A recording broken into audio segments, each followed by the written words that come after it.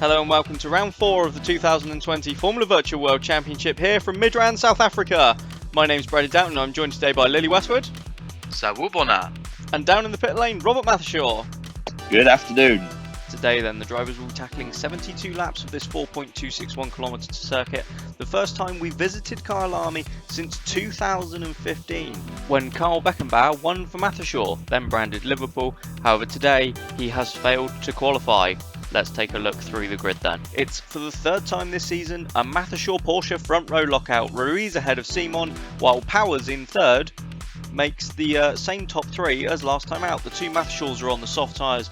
Behind them, Powers is joined by Will Hoskins on row 2. They both line up on the hards, as do a lot of the field. It's a mix between the hards and the mediums today. Some softs in there, but they've tended to end up towards the back. We'll get to them in a bit.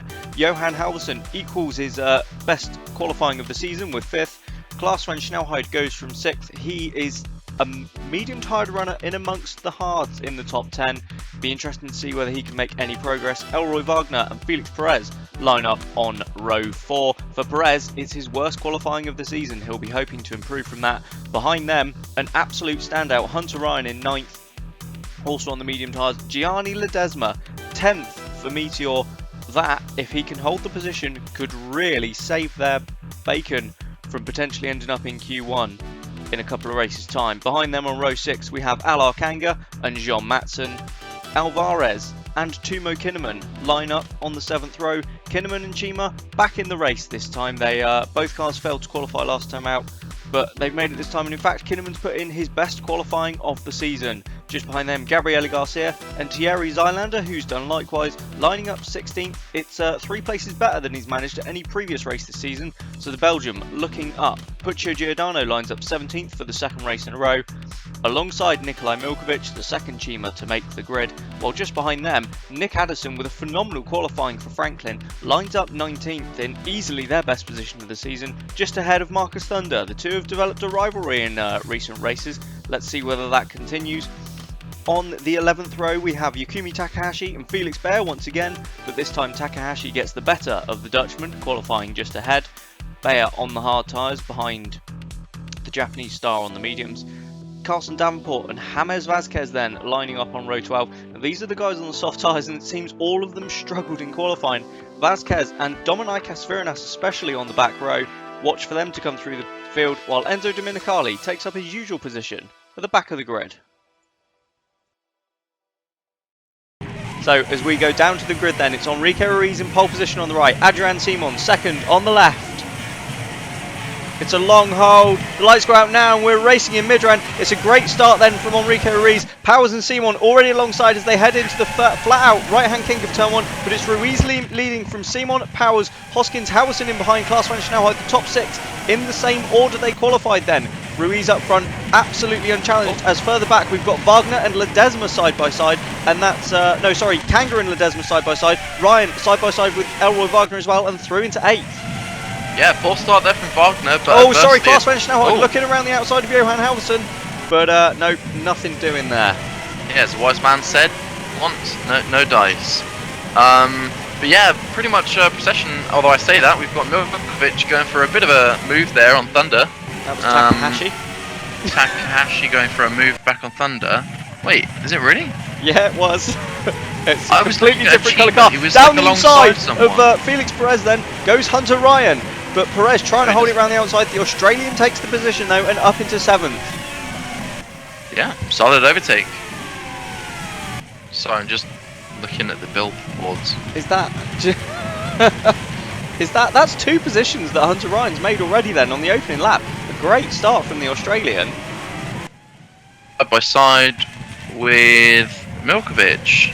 That's Addison and Milkovic, obviously, because that's where they are on the timing. As Enrique Ruiz, followed closely by his teammate, completes lap 1 in the lead. 6/10 back to Simon in second position, with Powers a further 1.5 seconds back from the Frenchman. He's looking to try and hold on those harder tyres to see if he can make that strategy work. Yeah, the two Mathershaw Porsches already pulling away up front, but well, that's no great surprise really. They're on the soft tyres, and Nathaniel Powers on the hard tyres once again. Absolutely, we've got a car off the track. That is Yukumi Takahashi.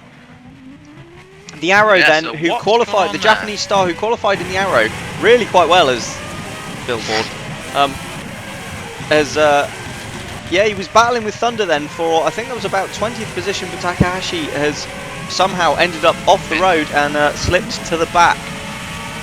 Yeah, so it'd be interesting to see what's going on there. Glad he's able to continue, and he's going to, I assume, set about chasing down Domenicali in 25th place. As Veritas has had a bit of a slow starter to this race. Obviously, we're only a lap and a He's half just in. got past Vasquez though. Ah, well, there you go. Some places. He got some. Yeah, not the best of Yep, what do there you it call is. the session before the qualifying. Here we go, on board with Takahashi then. So he was trying to go, just I think he was lost trying to on go his around own. the outside of Thunder and just dropped it into the gravel and was so lucky to keep that out the wall, despite then reversing into Yeah. it. Yeah, it looks like I've just asked a bit too much of those cold tyres as class is rapidly closing in on Halverson. But Rob has got a bit of a report on what happened there. Rob, can you tell us what went on? Yeah, he came over the team radio rather rapidly after that accident, complaining of the lack of front end grip in the aero wash with the car of Thunder ahead there. I mean, to cheers be for fair, that. looking at where that car's been so far this season, I think just a lack of grip is probably more an issue. Billboard.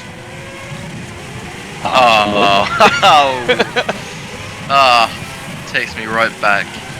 Doesn't it just? First time here then in South Africa for 5 years. Last time we were here in 2015, it was, it was Enrico Ruiz who was absolutely dominating, wasn't he?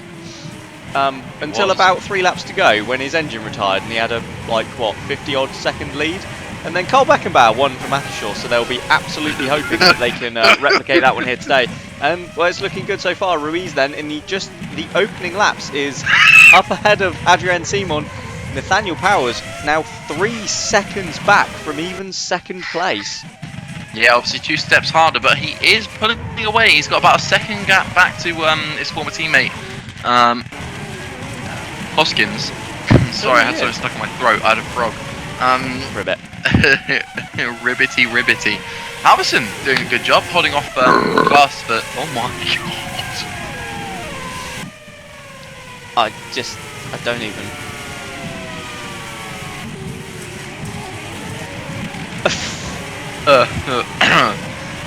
Yeah, he's been doing quite a solid job so far. Obviously, class will be looking for a rapid way past the young Dane, but yeah.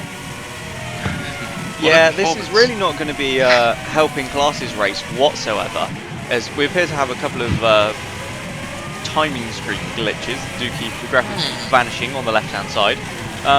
Yeah, Class on the medium tyres will be absolutely desperate to get past those ahead of him, because I believe they are all on. They are, yes, I've just checked. They are all on the hard tyres, and Class is going to need to try and, take advantage of the pace advantage that he's going to have while he's got it. Yeah, he is. Just thought I'd add to that for you, Bradley. Don't worry, I saved the day. Well, Oh, that's it! Ow! Oh, my finger! Oh, sorry. I bumped it on the desk. Because I got excited. Yeah, because I got excited because I saw the gap. Takahashi has caught Domenicali fairly considerably. Like he's half the gap. He has not half the gap. It was not 10 He was seconds. a solid. He was. He wasn't. He absolutely wasn't. This is a large train of cars. It looks like it's such a short lap. No one's able to really break away. One thing I've which is actually noticed. pulling the back markers into play. One thing I've noticed. They've really smoothed out the bump on the start-finish straight that we had when we were here last time. I don't remember. Do you not remember how cars were coming over the start-finish line and kind of wheeling over the bump? Oh, was that here? Yeah, that was here. that was nuts. I thought that was going to cause an accident. It was absolutely ridiculous. Well, at least they've managed to fix that. Simon really keeping Ruiz honest there. Yeah, he's sticking with him, isn't he? There's just about a second gap between the two of them, but he's not really pressuring Ruiz. No, I just wonder if this is very much a case of the team are telling them, look, you can scrap it out once we've got a decent gap in the constructors. For now, you'll play ball and you do as you're told.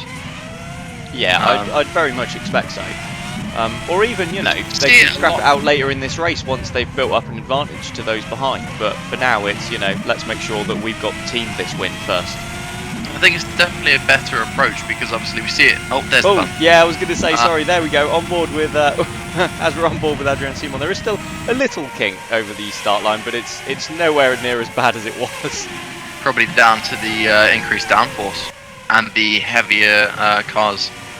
Oh, well, yeah. Do you see Takahashi? Takakaki. Takahashi's spin lines. Oh, that just reminded me of thanks Rob for that in my ear. Takeshi's Castle, what a show. It was so good. Not the same now that they've rebranded it with what's his face, Lispy Boy. They brought it back? Yeah. Jonathan Wass does it now. Does he really? Yeah, he's terrible. Not the same as Craig Charles, but obviously I think Craig Charles had that. It's not the topic for Formula Virtual. It's not, no, but you know, they're all just kind of following one another at the moment, so. Yeah, Hunter Ryan stuck behind an orange car. That looks like it's class badge, no hide. Since we're having little to no action, and I'm having a slight technical difficulty on my end, why don't we throw down to our esteemed pit lane reporter, Mobbert Rathershaw, with some information on the pit strategies. What do you have for us, Mobbert? Well, I've had my name changed legally, so yeah. So look, is it Hugo Boss now? It is indeed. And you'll notice that I am sponsoring the rear of the side pod behind the Coca-Cola logo on the Madison Porsche as Hugo Boss. But anyway, looking at the pit stops for the South African V-Prix, we're expecting probably the softer runners to maybe doing 3 or 4 stops depending on what they can do. If they can get to lap 18, they can just about manage a 3-stop during the race, whereas the 2-stop will be 24 laps in the stint. And then obviously for the 1-stop strategy, which you'd expect the hard runners to be doing, that's going to be halfway through the 72-lap distance for 36 laps. So if you look at the actual kind of the standings at the moment, I think Ruiz and Simon on the softer tyre, I think they might be able to just about do something similar to the work Ruiz did in Australia, particularly now that they have three hard tyre runners behind, actually forming this bit of a train behind. So it'll be interesting to see how this one plays out and whether or not they can extend that stint long enough to then get the jump on the hard tyre runners before their first stop. Yeah, it's kind of looking like the hard tyres are going to make life for anyone on the mediums a lot more difficult here today. Absolutely. I was speaking, forgot I had my mic muted. Nice, my bad. Bradley the professional. Well, you know.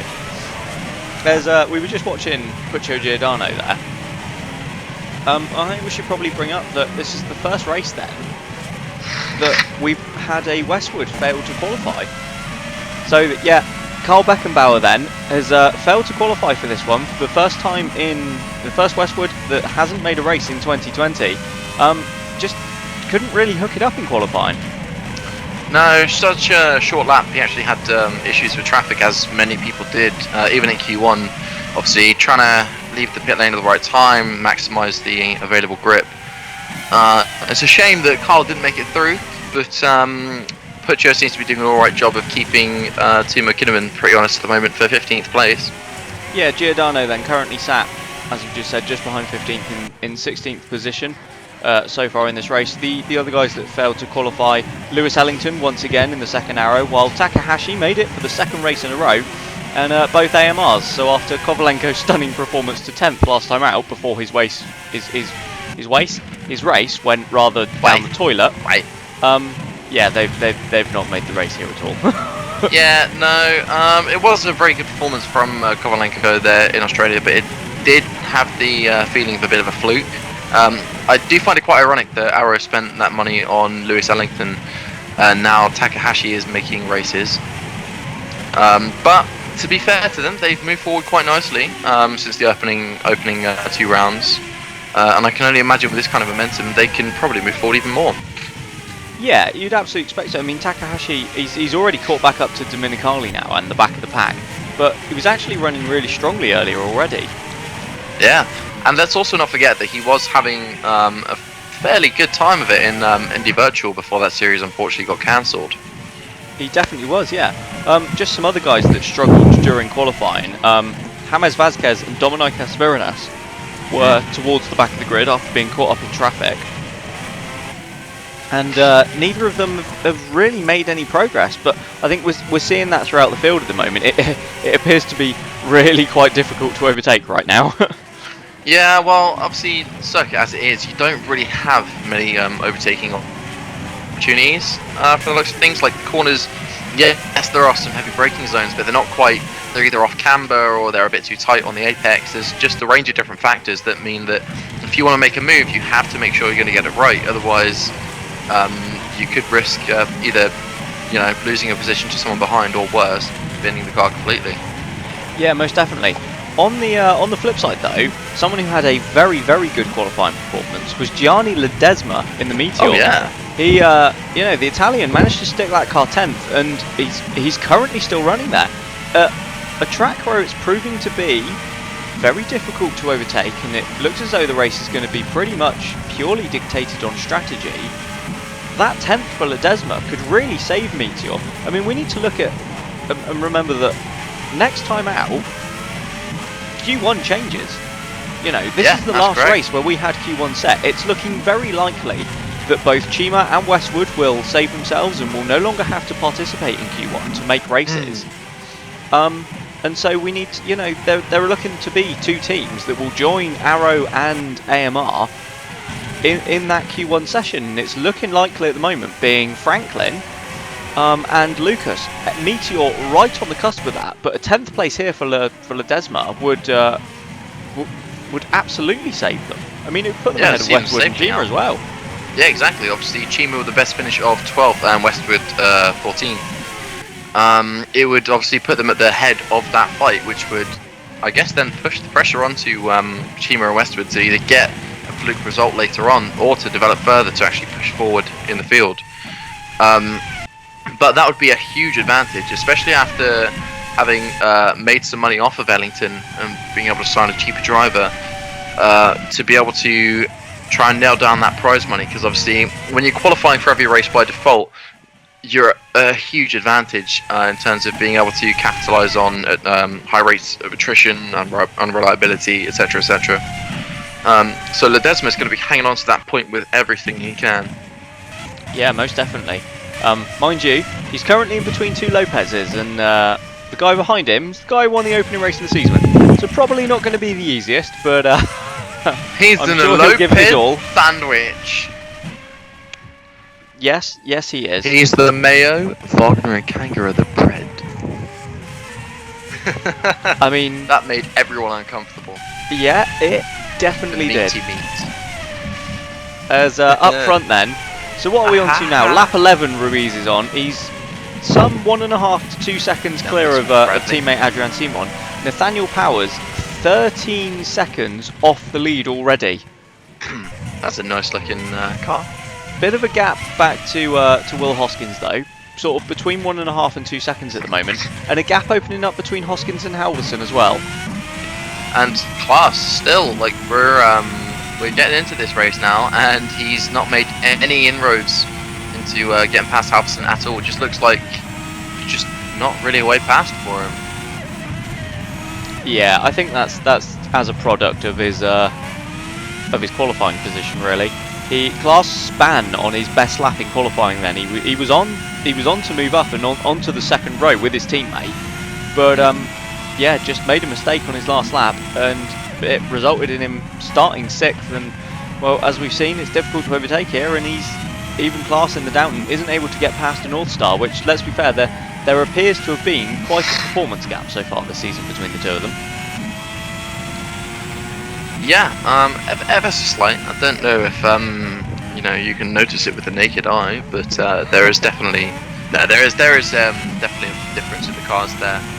But yeah, what I suppose also begs the question is, if it's this difficult to overtake, anyone on the softer tyres, well, the softs including Ruiz and Simon, which we do think they're going to make the cut-off so they're not caught in traffic, or at least if they are, not much. Well, it depends how long a pit stop is here, isn't it? We've not seen one for quite a while. Yeah, and obviously those ones have refueling, so the pit delta will decrease. That's a good point, actually. Yeah, to be fair, I'd actually forgotten. We're slightly blind at the moment because we've absolutely no idea how long a pit stop is going to take. So as soon as we get the first car into the pits, we'll be able to roughly figure it out. But yeah, it's going to be interesting, this one. We don't know at this moment in time what the gap is that they're going to need. 3. I think it's going to be more than 3. Well, I'm going to be honest. You think more than 3 minutes? Blimey, Bradley, how fast do you want them to go? Yes, I do think Time it'll be is more than relative. 3 minutes for a pit stop. Could you? Well, it'll be like Because I believe we've actually banned pit crew, so the drivers have to get out of the car and do it all themselves. I would love that. Let's make that a thing. Remove the team element. I don't think it'd be that hard to just, you know, as long as you could install like a pneumatic jack system like we see in, I think it's the Daytona prototypes, and a bunch of other different disciplines. It wouldn't be too hard for a driver to just, you know, pop the windshield, get out, change all the tyres. Obviously not a windshield here, but Pop the windshield. I was still talking about Daytona.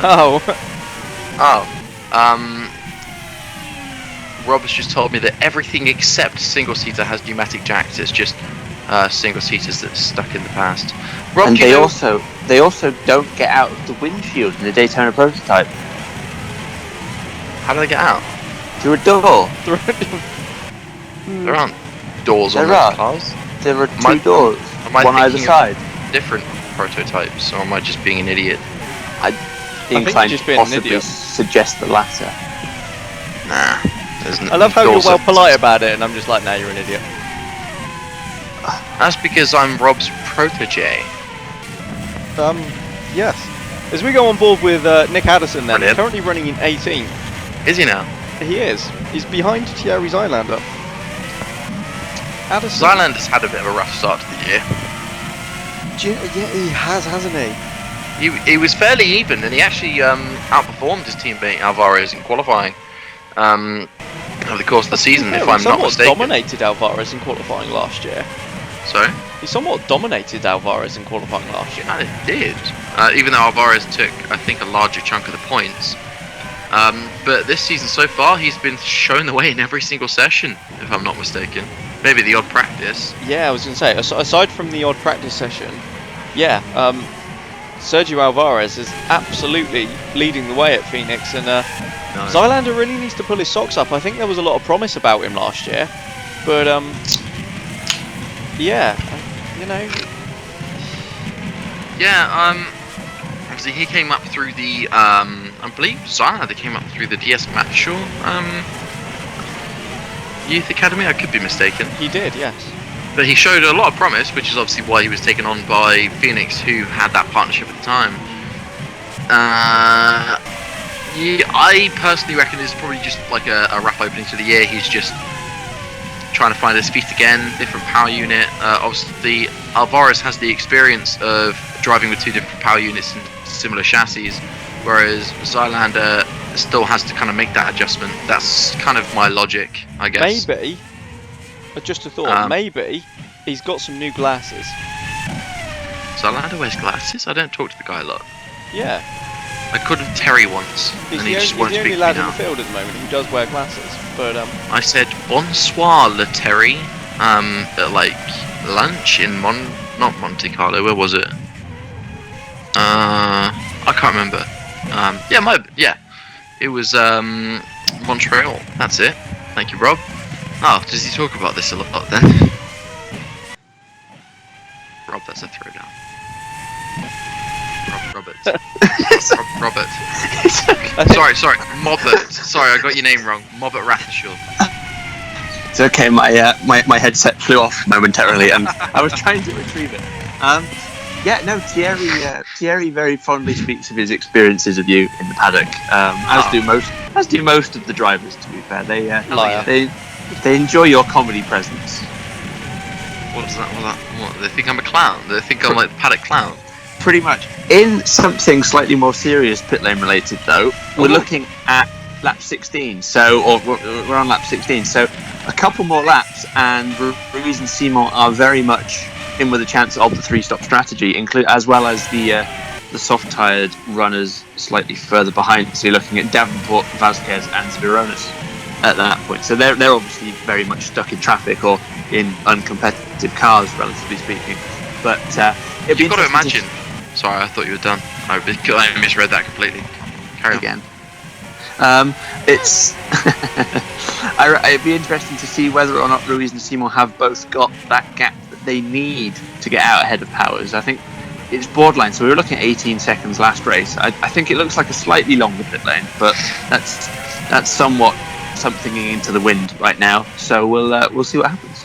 Yeah, and I mean, I suppose even if it is a slightly longer pit delta, on those softer tyres and with, let's face it, a pace advantage car-wise, because that Matheshaw Porsche in the last couple of races, sorry, anyway, words are hard. In the last couple of races, has looked head and shoulders above the rest of the field. Bearing in mind, the last 2 races have been relatively short laps, and they've had quite a large gap per lap. Dr. Seuss. Yeah, I think the pace advantage has been masked. I think that it's looked better than it has purely because gone to the softer compounds of tyre and then had the clear air to run it. So I wouldn't necessarily say the chassis has that much of an inherent advantage, and I don't think the engine has much of an advantage, particularly over the Downton Ford power units. But no, you're absolutely right. I think that at the moment the car looks relatively comfortable in its position.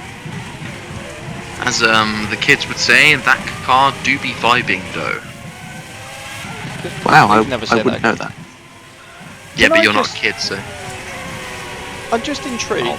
Gianni Ledesma in 10th on the hard tyre is pretty much sticking with Elroy Wagner in the Lopez, who's also on the hard tyre. Okay? Good point. Look further back. Felix Bayer is 5 seconds behind the little gaggle in front of him. Bayer is also on the hard tyre. Okay, Thunder's on the medium.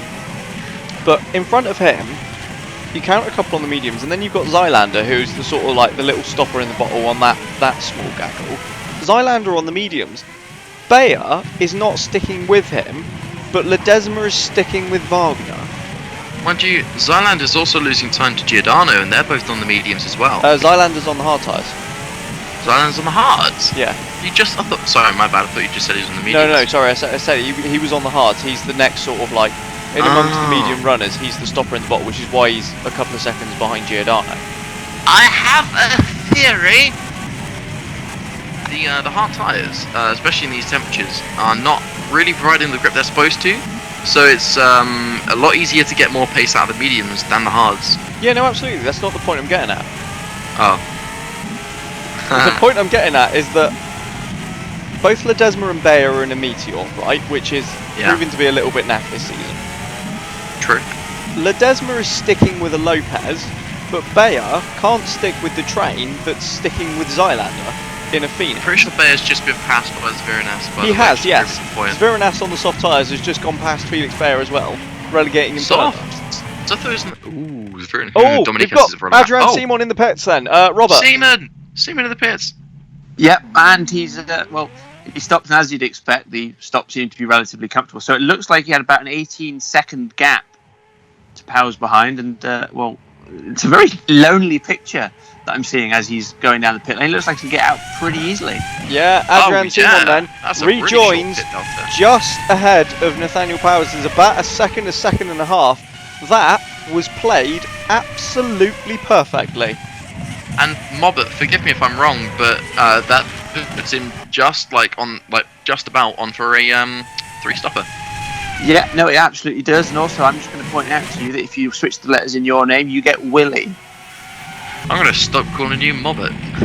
Fantastic. We've also got the Ocelot of Zviranas and Vasquez in the pits, the other two soft-tired runners in the race. Other than, I think Takahashi, though, also on the softs, has gone another lap. Do you know what I like about this pit lane? In fact, actually, Ruiz on the soft tyre has gone a lap longer as well, hasn't he? He has. Okay, this is going to be an interesting one.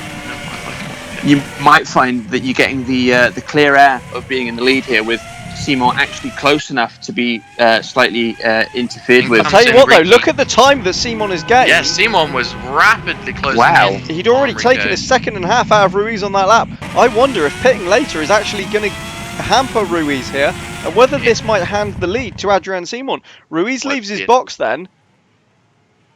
Where is Simon? We're waiting to see him at the top of the screen round the final corner as Ruiz trundles down the pit lane. There is Adrian Simon. I think Ruiz is just going to do this, but he's very slow out the pits. Simon is at full speed, but it is Ruiz then who rejoins just in the lead. So the undercut was worth about a second there. Not a lot. Obviously it's a short lap time, so that probably explains it. I think if Simon can hold on for this stint a little bit more than he did in the previous stint, if he can go that lap longer, if he can get that lap shorter stint again and get the undercut, maybe he's going to benefit this time. I think what we're seeing there is the front tyres on Simon were going off that little bit more, being in the aero wash of Ruiz's car though. Yeah, I think Kyalami is quite a front limited circuit as well, because there's it's a fairly abrasive surface, and there's some fairly rapid changes of direction going on. Yeah, as in comes Davenport, Takahashi still hasn't pitted. He's not on the softs, that's why he's on the mediums. Nice one, Brad. Good job. Well, my graphic said he was on the mediums. Well, you made your Someone else said he was on the softs. Oh, I see. My brain has just worked out how it's all gone wrong. So, the Team Aftershaws then have made their first pit stops of the race and rejoined still in first and second, and are already some 5-6 seconds clear of Nathaniel Powers. The fresh soft tyres absolutely helping them no end. Yeah, it looks like they're just down to Rob. Yes. No. I just ran out of ideas for words. No, it looks like those softs obviously are helping them, like, actually, get that grip, and they're actually biting into the asphalt as soon as they are put on the car, more or less, give or take, in a couple of corners to get up to speed. But yeah, the medium tyres and hard tyres definitely are, or at least weren't providing that grip as quickly early on. But yeah, we saw it last race, we've seen it for this race. The Mathershaws are just running away with this because they've been allowed to do their own thing.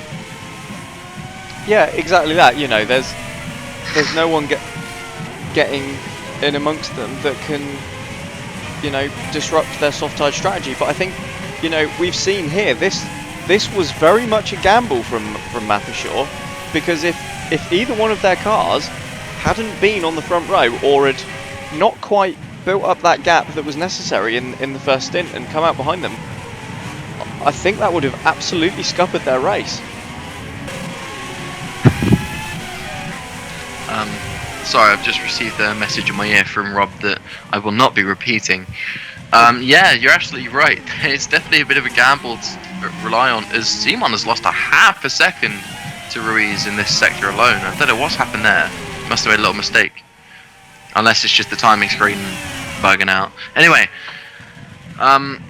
yeah, it's a bit of a gamble, but okay, I have to throw down for this. Rob, what do you mean, like, someone wanted to do? No, I'm saying, so talking about the strategy, we've gone slightly different again this weekend, similar to how we did in Australia. I think that it's a very strange strategy compared to what a lot of people do. I think Bradley mentioned probably the best scenario with it last weekend in Australia, or 2 weeks ago, sorry. Ultimately, it's a strategy that works in one of an infinite number of situations. It just so happens that we managed to get that one situation because of our slight pace advantage at the front and everything in qualifying coming together nicely. It's an interesting thing to note as well, though, that if other people tried to do the same thing, it would have completely changed the face of the race. And actually, you might find that people who are on the softer tyres with that kind of pace advantage in the car could make the passes that you're seeing these the midfield and back marker runners not actually managing to do on the soft tyres because of their inherent lack of pace in the car. I see what you're getting at, but here I'm not so confident. Zviranas on the soft tyres, we know that Ocelot is, towards the front in terms of the packing order. well, Zveranas was even, and having pulled out some stunning overtakes last time out in Australia, was even struggling to overtake those right at the back. Yeah. No, I do totally agree with you on that one. I think I'm just a little bit of me is thinking if you have that extra half a second in the car compared from the Ocelot up to the likes of a Downton or a Mothershore Porsche, you might just have enough in the tank to get it done on pace. Well, we've seen how good the Downton and the Porsche motor power units are, so The Downton. it's very, very close in terms of being able to do it. But I think you are right. I think that round here, it's an all or nothing approach, certainly. Wheels. Yeah, I think definitely is. Just on that note, Zveranas now rapidly catching the little gaggle ahead of him. That is Felix Baer, Dominicali and Yukimi Takahashi, while up front, Ruiz has already built his gap back up to 2 seconds over Adrian Simon. Yeah, it looks like Enrique is looking a bit more comfortable at the front there. He's just running his own race. Maybe Simon's just biding his time, making sure he gets his tyres to the right lap. At what point do we start talking about this? 4 races we're into this season now. We and certainly are. Enrique Ruiz has led Adrian Simon in every single one of them. And okay, it's been close, and I'm sure Rob will want to have a say on this, and we'll dive down to him in the pits in a minute. It's been close, don't get me wrong, but you know, for a large portion, some of Ruiz's former teammates when he was at Franklin were reasonably close to him. You know, the likes of Kinnaman wasn't miles away, but they were in such a tight battle that there were usually cars in between. Giordano. You know, yeah, Giordano, for example, was reasonably close to... Actually beat Ruiz several times in qualifying. Didn't quite match up in the races, but, you know, they were quite close. There wasn't a lot between them. Adrian Simon, we know, is a quality driver. Does this diminish Adrian's stock or raise that of the likes of Kinnaman and Giordano? Because I think we're clearly seeing here that Simon is struggling to match Ruiz. Personally, I'm of the opinion that this is actually definitely going to raise the stock of the likes of Giordano and Kinnaman, because we're seeing that, you know, Simon is no slouch. Everyone knows that he is up there. You've got basically your top 3 drivers on the grid at the moment are going to be Ruiz, Simon, Powers, obviously the 3 drivers in the top 3, but even when they're not, like, they are considered as the, like, kind of reliable picks for favourite or best drivers on the grid. So to see Simon, admittedly, I'd say he's staying a lot closer than at least Kinnaman did, and probably a bit closer than Giordano managed. He is still being shown the way a little bit at the moment. Maybe he is not quite accustomed to as much of a challenge. Obviously, he had probably more of a mentor role with Alar Kanga last season. But yeah, that's just my opinion. I'm really excited to hear Rob's thoughts on this. Well, I'm just going to, before we just chuck down to Rob, I was going to say, okay, he might be sticking a bit closer, but I think you need to look at the flip side and the car advantage and the performance as well. That Mothershore is clear of the field. The Franklin, while definitely towards the end of the season was the best car, it wasn't clear of the field. The Downton was still right there with it, and that I think was just enough for Kinnaman to, you know, Kinnaman's not on the level of Ruiz. I think that's clear to see, but he was just sort of far enough behind that usually the Downtons were in that gap, and I think that was what caused him to end up being so far behind in the races. Yeah, I can't if that really car disagree had with that. been so much more dominant and they'd have been able to just follow one another round at the front of the field, I think he'd have been an awful lot closer than he was. Well, there was, like, obviously in Brazil, where I'd say the Franklin was at its best relative to the field. And Kinnaman was actually looking strong for a very good result in that race before, unfortunately, he did end up dying from the V-Prix. But, yeah, I think, go on then, Rob. It's Rob time. Your turn. Right. Firstly, I'm going to say that the medium-tired runners are now pretty much set for a 2-stop because, you know, I have a job to do. Oh, However, yes, thank you. so this is round 4 of the season. Round 1, we saw Ruiz and Adrian Enrique and Adrian were both fighting at the front, and we saw both drivers put good moves on each other before eventually the strategy played out. And I hasten to add that Porter Jr. won the race as well. Round 2, a similar story, and then Malaysia, and then you saw that Adrian had the bit of bad luck with the incident with Powers, or possibly, whatever your opinion on what caused the accident or whatever, he didn't get that same shot at the race. And then in Australia, you ultimately had Enrique Ruiz very much on the better strategy of the two, with the softer tyre than Adrian and in Clear Air. So I think that this is probably the second time after the start of Fuji that we've probably seen these two in a straight fight. And you're absolutely right that Enrique Ruiz right now is flying. Oh, sorry, Rob, I'm just going to cut across you because we've got cars side by side here in Kyalami, and it's Viranas trying to pass Felix Bayer, but no, he backs out of it. No dice is there. I helped. Rob, back to you then. I think that what we're looking at here. Oh no, sorry, we've got that's James Vasquez then up the inside of Enzo Dominicali and round the outside as the chicane turns, and James Vasquez takes 23rd position from Dominicali. Suffering succotash. And that was very late on the brakes then from the Colombian, but beautifully done. What I'll do is I'll keep talking until something happens, because every time I talk, someone overtakes someone else. Yeah, it seems brilliant. Keep going. So this is good. What I think we're looking at though with the Porsche Works team are two drivers at the top of the game. One of which is slightly older, and I think we're probably seeing one of which reaching their final couple of years at the top of the sport. But at the end of the day, I entirely agree with Lilly that Ruiz putting on a strong performance against Adrian Simon is just proof of how good a driver he is. We've seen that Adrian on his day is pretty much unbeatable. And don't forget that these drivers are very, very sensitive to the tracks they're on. So Ruiz and Adrian throughout the season will have their fights, and there will be tracks that suit one above the other. I'm still firmly of the belief that both of them are as good as each other, and ultimately we have the two best drivers on the grid. So I'm very pleased with the way it's going so far this season. To be fair, I think we've also seen that Simon does, obviously he gets himself in the podium positions in higher up places on the grid or whatever, but he does sometimes start his seasons off with a slight slow burner.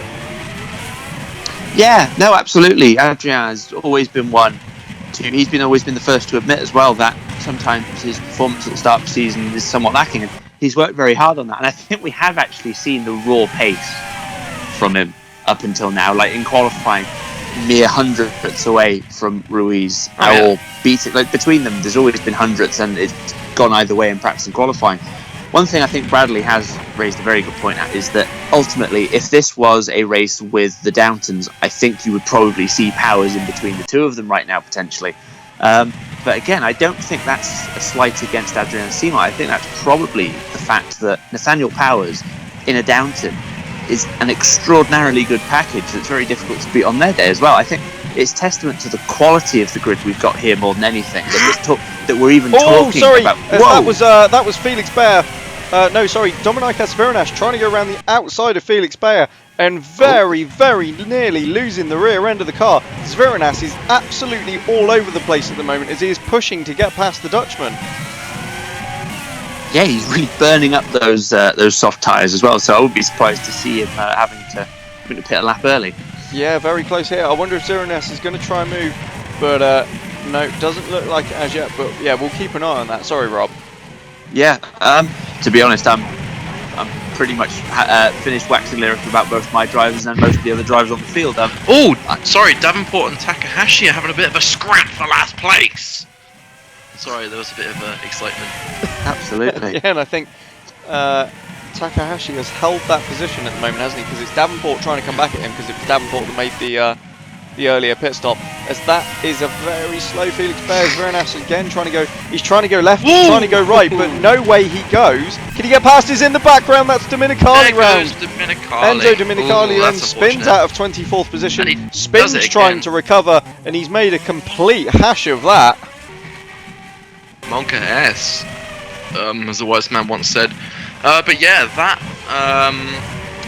I don't even know what happened there.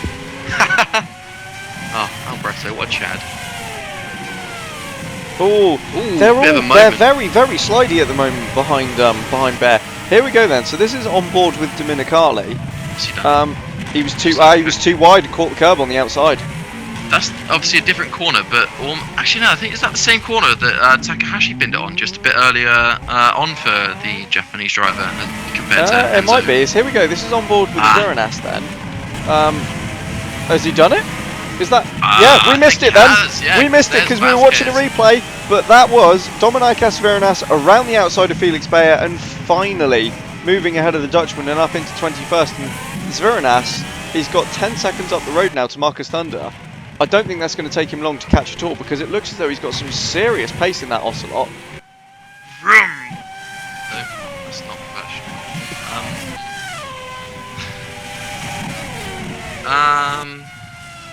Yeah, you're right. I don't know. Useful as always.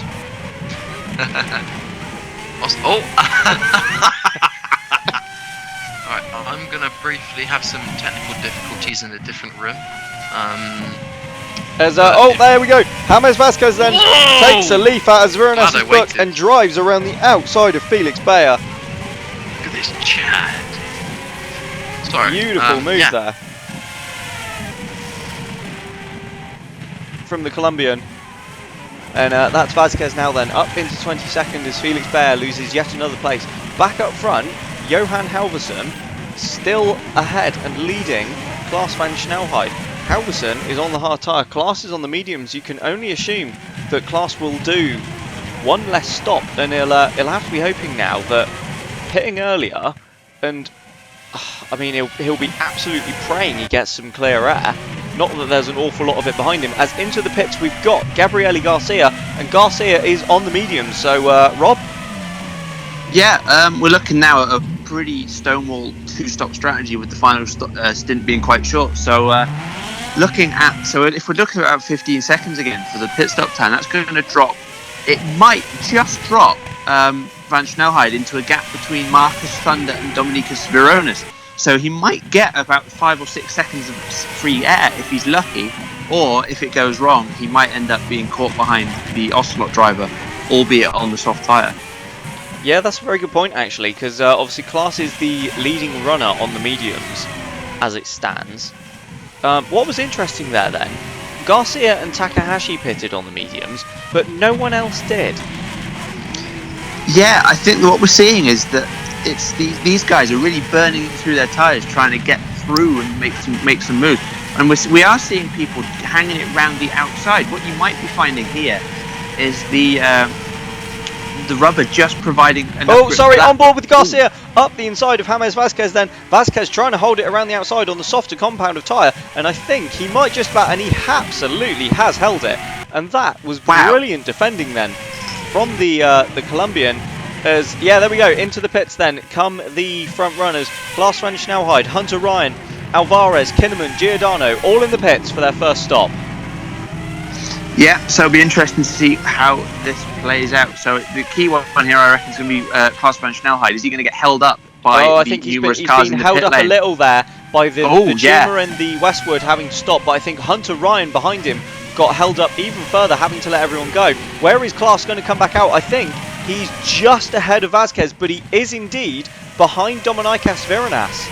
Yes, I neglected to mention the fact that obviously Thunder's on the same tyres, so he would have pitted on the same lap. But yeah, so he's got about 3 seconds. So you wouldn't think that even with the softer tyre on the Ocelot, it will take that long for Van Snelheid to catch up to him. So it'll be interesting to see what happens when he gets there. I think what we're seeing though with the move that we had with Dat Ingram there, the corner up at Loikops at the top of the circuit is a very complex one. There's about 3 or 4 apexes depending on the line you take, and different lines provide that.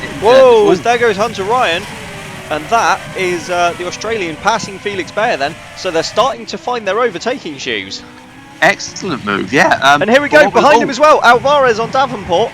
Alvarez down the inside then. Davenport, he's going to hold it on the outside like Vasquez. No, he's not. Alvarez takes the position.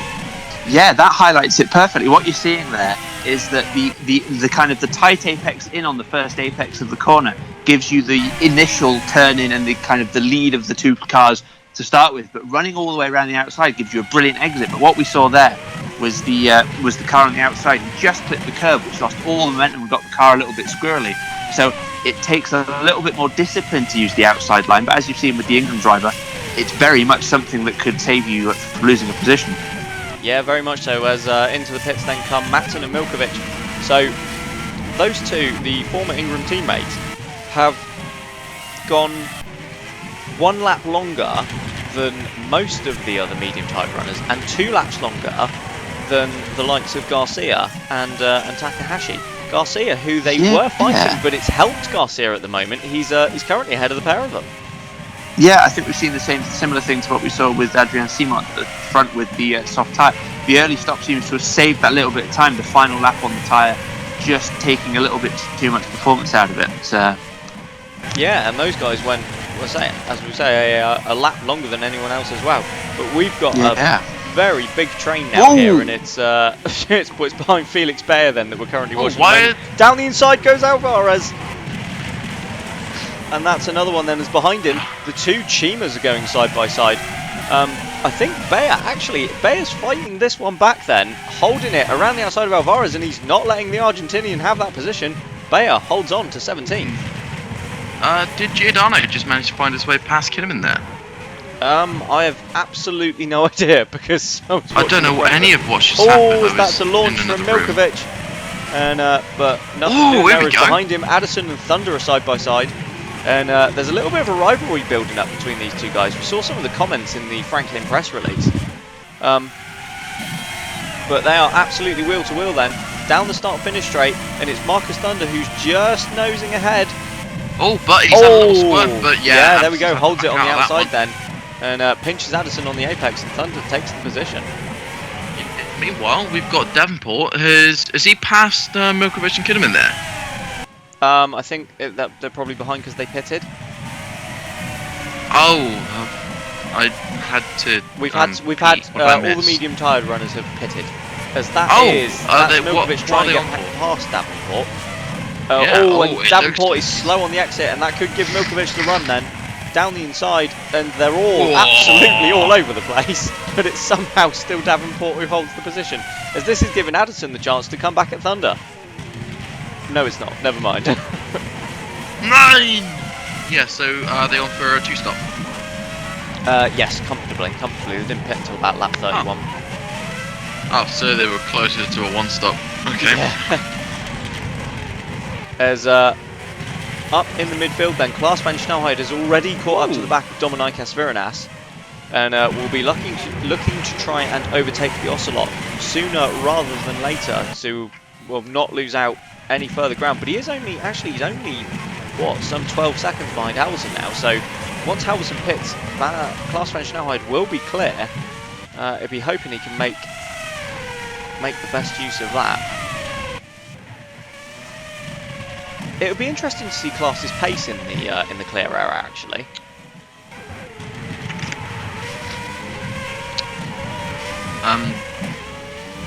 Doesn't have clear air. No, but once he does get it, once the hard-tired runners sod off into the pits, I think we're going to see Klaas really start moving forward, like in terms of pace, once he's got some clear air, because he has been stuck in that dirty air all race. He's probably been desperate for a chance to unlock what's in that Downton today. What I'm just thinking, Klaas, depending once we eventually see the pace, whether if Powers had been on the medium tyres in third, he could have interrupted the Mattershaw's in the opening stint, because he was only a second behind them when they pitted on the hard tyres.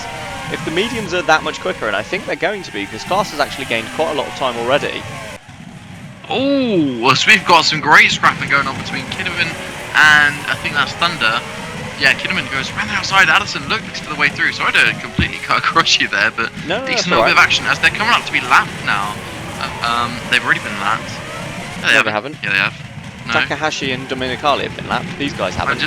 Yeah, the leaders are approaching this mammoth train now, and this is probably going to cost them quite a bit of time trying to fight through this lot. Oh, Simon bails. Simon has bailed for the pit lane. Oh, of course. 18 laps. And 18, Adrian 36. Simon, those back markers had closed Simon right up to the back of Enrique Ruiz. Ruiz as well being stuck behind them this lap. This could give a massive advantage to Simon. Yeah, so it's not now all down to Adrian to try and get those tyres up to them and set about closing down that gap. So all he can do is put his pedals to the floor. Mind you, 21 seconds then as Simon comes out of the pit. So it looks as though that was a bit of a longer stop than we were expecting. Yeah, Rob, what happened to that stop there? He just looked a bit slow leaving his box. Yeah, I think what was happening, he was a little bit tentative on the pit in as well. So he was just coming up to the traffic to make sure he hits the marks, don't start speeding in the pit lane. As you say, just think that the stop was just that little bit slower than we've come to expect. Yeah, Thank you, well, Robert. as that was one of the Ingrams diving for the pit lane, I can only imagine that's James Vasquez, and indeed it is, on the soft tyres. As this is, that's not Ruiz, that's Ruiz, and that is... There he goes. That's Oh! Addison trying to unlap himself, isn't it? And Ruiz decides he's absolutely had enough of that, but the gap was already down to 18 seconds then when Ruiz bailed for the pits, so this is going to be incredibly close. Rob? Yeah, so it looks like, we've cut away from the time. I think that Ruiz's stop looked a little bit cleaner than what we saw from Mr. Adrian, but his entrance to the pit lane was indeed compromised. It's going to be closer than it was last time, I think. Yeah, here we go then. Ruiz trundling down the pit lane, and he's just hit pit exit now as Adrian Simon blasts down the pit straight, but Ruiz has once again just about held the lead. It is under a second. Simon, I'm sure he must be sat in that cockpit going, what do I have to do? Yeah, he's really pulling out all the stops here. In terms of, he's been down on Ruiz. Sorry, he's been down on Ruiz a bit. Oh, sorry, that's Klaas van Snelheid Yeah, up that's the a inside of pass. Dominic Casvernas then. The pair of them have caught Thierry Highlander, and I think that has helped Klaas get through. Yeah, certainly has. The slow Phoenix there has, I think, just bolted the... Zverinas bails anyway. Also Zverinas. That makes his overtake worthless. I'm going to toot my own horn a little bit here. All that scrapping, obviously Alvaro struggled, Bayer struggled, and the Chimas are low down, but Giordano seemed to cut his way through the field quite nicely. I do like flattering my drivers. But I think Rob has some intel for us on the softer tyre strategy. Looking at the pace that Van Snelheid seems to have come alive since this second set of tyres, I think we're starting to see with all the other cars as well that the moves are possible around here, and if you've got the commitment, if you've got the grip, the ultimate pace in the car, you can just about manage to find a way around in most of the corners on this circuit where there are decent braking zones. So it'll be really interesting to see now how he can get progress through the field. Special mention though to Gianni Ledesma, currently in 8th position. Oh yeah, he's doing a fantastic job. He's just kind of, I don't know, he's just managed to keep touch with Wagner. To be fair, Wagner's been just losing touch with Perez ever so slightly in the last few laps. I think Ledesma, what he's done is he's found 2 hooks, and he's attached one to Wagner's rear wing and one to Kanga's front wing, and he's gone, I am firmly staying here. Oh, who was that? That was a Chima. That's Kinnaman. Passed by Bayer. No, but Kinnaman's already gone past Milkovic. Bayer, sorry, so that's Milkovic. I think that's Milkovic Milkovic trying to trying get to pass past Bayer. Oh, we've got that's the car at the side of the track. That's an engine on fire. That's a Porsche engine on Oh, fire. it's Puccio Giordano then. So such a shame. Giordano was actually having a really good race. And the only Westwood in it becomes the first retirement then. Yeah, he was driving fantastically to kick off this second stint. But unfortunately, I don't know whether it's temps. We'll have to do some digging back at the garage or back at the factory to find out what happened. But yeah, unfortunately, again, we've seen a Porsche engine let go. Here it is, just coming around. Well, I don't know what corner that is, I won't lie, didn't do my homework. But yeah, engine just cut out completely, and obviously we had the off-board shot earlier, as it was just a light, the engine cover had caught. Yeah, there it is. Such a shame for the Italian. He's out. Well off the track. He could have done a better job there, I won't lie. He could have parked it next and driven the other car back. Well, it wasn't on the racing line, as I've just noticed on the tower at the left. Klaus van Snelheid is past Thierry Zylander and must have done it. Oh, that's another car at the side of the track. That is an England. That's John Matson then. That's Matson. So suddenly, we had 26 cars running, and suddenly we've lost 2 in the space of a lap. Yeah, so that Jaguar engine, that's the first sign of unreliability we've seen actually from Jaguar. Yeah, mind you, they've they've got 4 cars running their engines, but 2 of them haven't entered most of the races. Good point. When you put it that way, whereas Porsche have up until this point had 6 cars regularly making races. Yeah, exactly.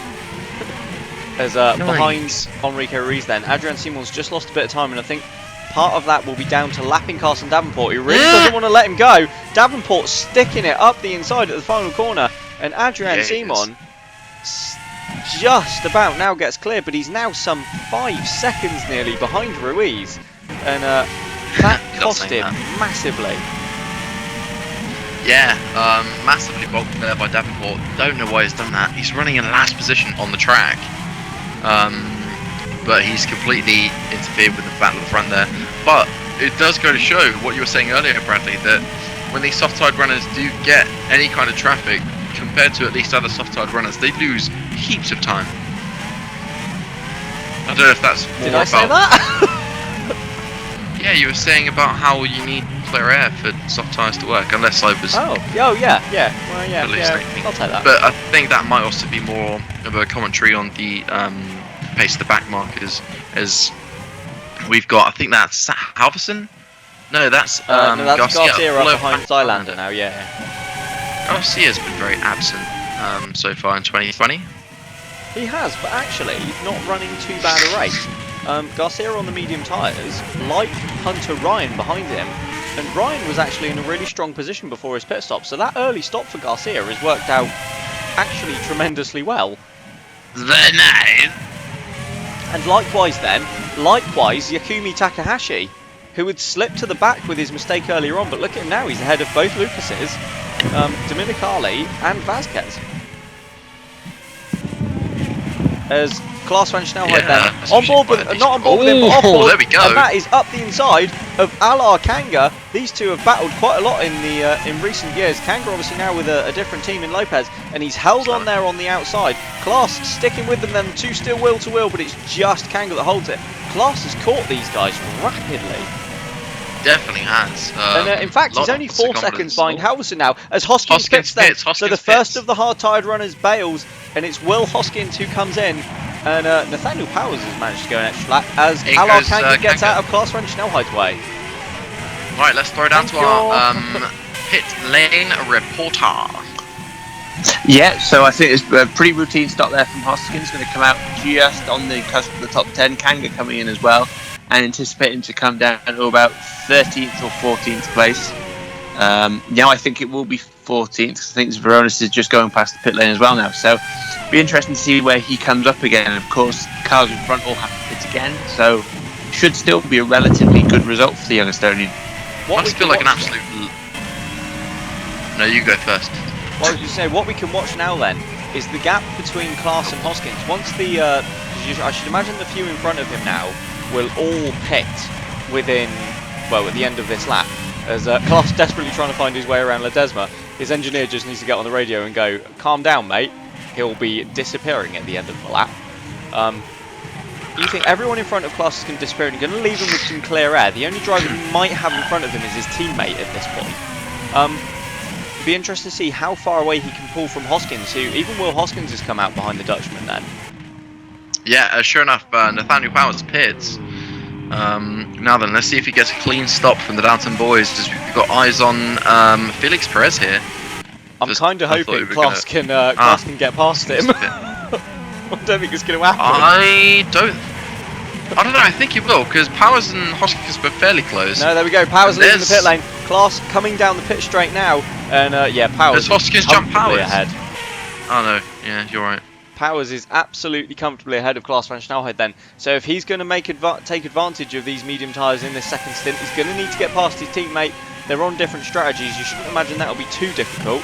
But, well, we've seen it before that they've been told they're racing. So let's see how this one goes. As the hard-tired runners then filter back out, we've got Hoskins obviously pitted last time round. He's come back out in 5th.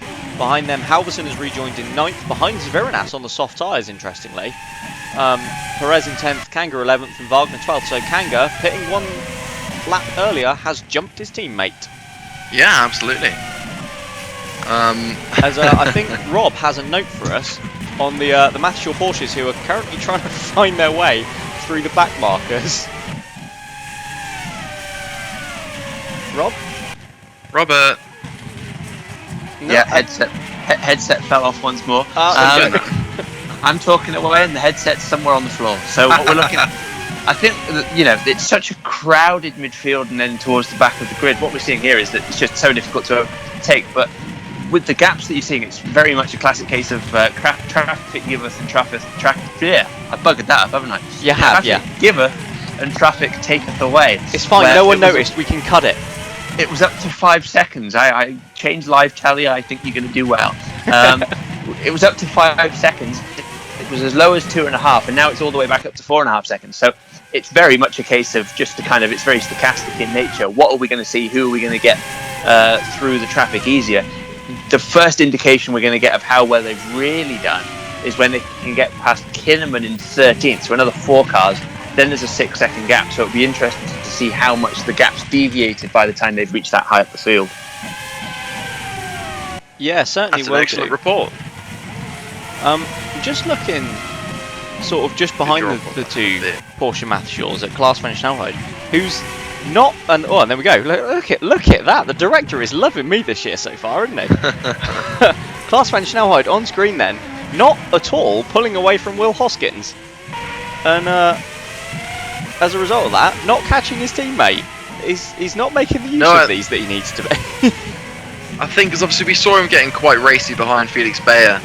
No, we didn't. No, we didn't do that. We didn't see that at all, did we? I think we did. No, it was Ledesma. I thought it was Ledesma, yeah. Ledesma, yeah. I saw him getting very racy what's happened to Ledesma? Sorry, I'm just going to interrupt you. He's gone behind. Yeah, he has. He's dropped behind Alvarez. So Ledesma has lost a couple of spots then. He pitted the same lap as Wagner, didn't he? So I'm surprised at that one. I just wonder if the positions of the pit boxes further down the pit lane might have disadvantaged him slightly. Yeah, might do, and it's totally scuppered him then. Look at that, because he was right with Elroy Wagner, and he's actually lost out, and now he's stuck behind Kinnaman and Alvarez, and this could be costing Ledesma. Yeah, it definitely is. Although he doesn't have to pit again, so he's only going to go up from 15th, isn't he? Yeah, and I think it would take a pretty mammoth effort from Kinnaman and Alvarez to pull that far away from the Italian, enough to actually build up a stop. But yeah, not fantastic pit stop and start the second stint there for Ledesma for Meteor, with obviously one driver in last and one driver dropping out of a high-scoring position for them. Simon gets sideways. Oh, that was close. And he's lost it. Adrian Simon, he's round then. Trying to lap Marcus Thunder, and lucky not to be collected by Carson Davenport. Yeah, that was a stellar job from the Portuguese to actually avoid him. Not easy to do, obviously mid-curve, braking hard, very easy to send the car around. But again, we've seen Lucas getting in the way of Adrian Simon this evening, morning. What time is it? I'll tell you what, if there was any scrap left between Ruiz and Simon, that's now out the window. Yeah, I'd imagine it's just going to be a case of good old Mr. Mathshaw and Dr. Heinrich Wallinger. Is it Wallinger? Probably Wallinger. I know this. I do know it because I also talk to him on a regular basis. Because it definitely won't be Wall because W's in German are pronounced V, essentially. Similar to how V's are pronounced F. Yeah, but V's are pronounced F and everyone calls him Vettel instead of Fettel, so... Yeah, So, a little bit of German hypocrisy in there for you. Except for Crofty. Crofty calls him Fettel. Crofty does, and gets quite a bit of hate for it, for some reason. Yeah, but he's the only one that's right. He is, anyway. Which is true, yeah, it should be Fettel. But Fettel sounds a bit weird. Sebastian Vettel. I also think Heinrich Vorlinger. that's a I'm lot. going to lose my engines if I'm not careful. Yeah, I think you will. Yeah, I'll shut up. I think that's a lot subtler of a change than as that's Kanga on the outside of Perez. Then Alar Kanga has got the position up past Felix Perez and into 10th. Then Perez was bulked somewhat by the gaggle of cars in front of him, and that's helped Kanga. Yeah, no, he's done a The Estonian has played that one beautifully, as this giant train of cars stuck behind Gabriele Garcia at the moment. And I'll tell you what this could do. This could absolutely help Klaas van Snelheid jump Johan Halvorsen. It's another, what, 15 or so laps until the medium-tired runners are going to have to make their second stop. Klaas is 15 seconds now ahead of Halvorsen. He only needs a few more and he's got the pit stop. I wasn't even watching that gap. That's a great spot, actually. I say I'd noticed because just before Halvorsen pitted, Klaas had got it down to 4 seconds. His middle stint while Halvorsen was still waiting to make his first stop was actually really good. But yeah, with these guys now stuck up behind Garcia, who, let's be fair, hasn't exactly proved that he's been particularly quick so far this season. Klaas could really make the most of this and at least recover to what would that be, 5th? 4th. Oh well, no, I think Hoskins will take 4th back. Are you expecting someone to retire? To be fair, we've seen a God damn it! We've seen a few well, we've seen 2 engines go poo. That's a few more than last race. I meant to say boom. Yeah, that's true. And the race before, we saw retirements in Malaysia. We saw like 1. No, we didn't. We saw several in Malaysia. It was Japan we only saw 1. Compared to what we're historically expected from Malaysia, I think we saw relatively few. So this is really specific. Also, just really quick. This is way off topic. Oh but no! If you take a look at the top of Perez's helmet,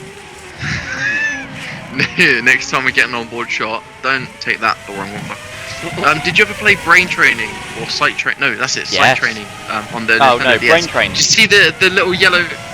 No. I'm on about sight training. No, I never did that one. Ah. I didn't train my sight. It's fucked as it is. True, Mr. Glass is Rise boy. I'm the only one in here with perfect 20/20 vision. Ah! It's funny because it's this year as well. Anyway,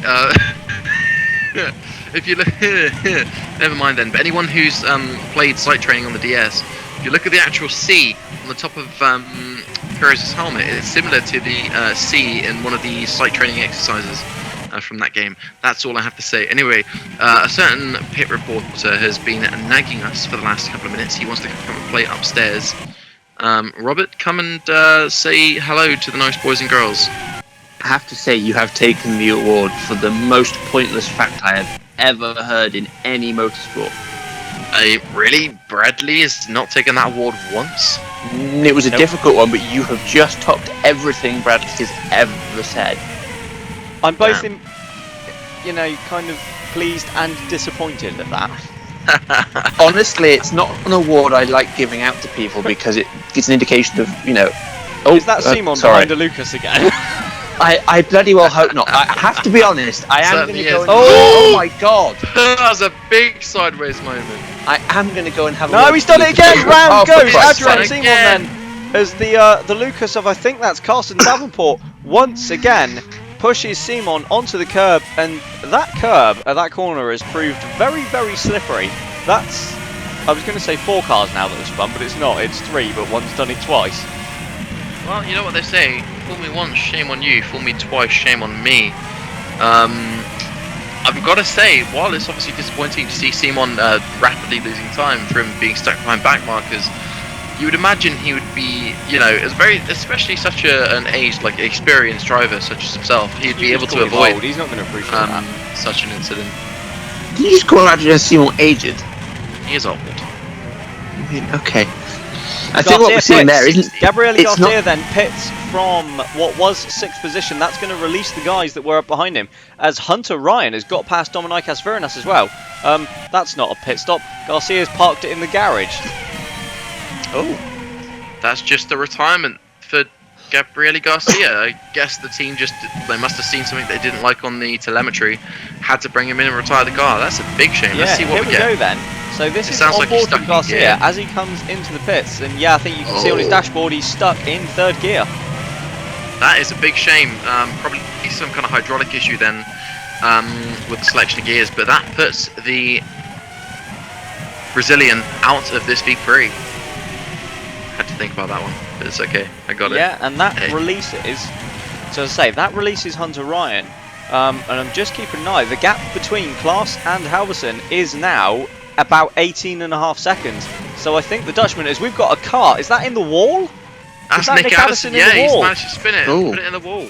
Yeah. So Oh, Addison then. another car. He doesn't seem to be moving, so that could be the 4th retirement here then from South Africa here. So what has happened to Addison? So he was squirrely even coming into the corner all over the curb on the inside, but that's not what's done it. And in fact, oh okay, so he'd obviously had some kind of problem, and the car just sort of drifted over to the side and got caught on the tyres, which sort of forced it into a bit of a half spin. That's a clumsy way to park your car, wasn't it? It certainly is. So He's now caused unnecessary front wing damage. So far we've had 3 engines let go and 1 gearbox. Could it? It's not even the warm. It's not even that warm. We've had No, it's lots only of about races 23 this degrees over here. As Enrique Ruiz then up now behind Timo Kinnaman. So Ruiz has already lapped up to sort of 12th place, and Simon keeps trying to lap Davenport. Yeah, and a massive indicator, obviously, as Rob was saying earlier, is the gap between Ruiz and Simon. Oh, I'm not going to be mean like that. But we've got some analysis on the, I guess, the peril that Adrian Simon's found himself in. Robert Mathershaw, what do you Yes, have for from us our down pit the lane pit reporter, who's here beside us. Yeah, well, I haven't quite made it up the stairs yet. I'm halfway out. I'm stopping periodically sounds to watch the right. TV screens. But I think what you were saying earlier, that turn 3 at Barbecue, which is in fact the name of the corner, it used to be called Nashua, but I'm insisting that it should be called Barbecue. Is that the one with the billboard? No, that's not a barbecue. Billboard! Well, no, but which corner is it that has the billboard? Can we rename that corner Billboard? No. I think we should rename it Backside. Okay, let's just... But basically, Sorry, I'll let what you I'm get on with your thinking point. here is it's not so much that the corner itself is slippy, it's the fact that they dip away onto the gravel, which is very slippy. Yeah, Yeah, I think I that's assumed probably that was quite an obvious. astute observation. Yeah, but it is very interesting. I think it's almost so they are lining themselves up for a run onto the straight after the corner at Nashua, or rather Barbecue. But what's happening is that they're running it too wide. But I do think that there is an element that in the corner beforehand they're losing that little bit of aero again that is pushing them out wide to start with. So it's kind of a double-edged sword. It's what they need to do to really maximise their performance to get past the back markers. But ultimately, for Adrian Simon, it's probably not worked that well. Here we go. Hopefully this time he shows you how to actually take the corner rather than how to see the corner that you've just gone through. So He just really likes that corner, so he just wants to make sure he gets a good look at it. Absolutely. So Turn 5, yeah, by the way. Turn 5 is Billboard. I do think that this is one of Yeah, my be done. favourite circuits in terms of corner names, I have to say. We have Barbecue, we have Sunset, we have Lloyd Yellow Cop, we have Pages. we have Mineshaft. There's another one! And There's another billboard there! What? Oh, On the inside of that hairpin, there's another billboard with exactly the same wonderful image on it. big news. I'm really glad that the sign writers that were responsible for this race once again forgot to put a couple up. By the way, the corner that they're just going through here, the chicane, the corner before that is called the Crocodiles. I love crocodiles. They're Before we go into the final corner of Ingwe, before they go onto the home straight before the kink. Ingwe, Corner As name we've with got- Robert Mathershaw. You're welcome. Milkovic leading Vasquez, Takahashi and Domenicali. for a 16th place finish. Now, that 16th place does not mean a lot to the Chima or the Ingram, but to the Arrow and the Franklin, that is a very valuable finish, as we've actually also got the two Lucases following kind of close behind. I'm not sure it is for Franklin. They came 17th last time out. Yeah, exactly. So another place is good. Bradley, let me create Hang some on. drama. You're such a sourpuss! No, I'm not, but you've just said they were 17th that last time out, and another position would be good, except they're 2 behind that.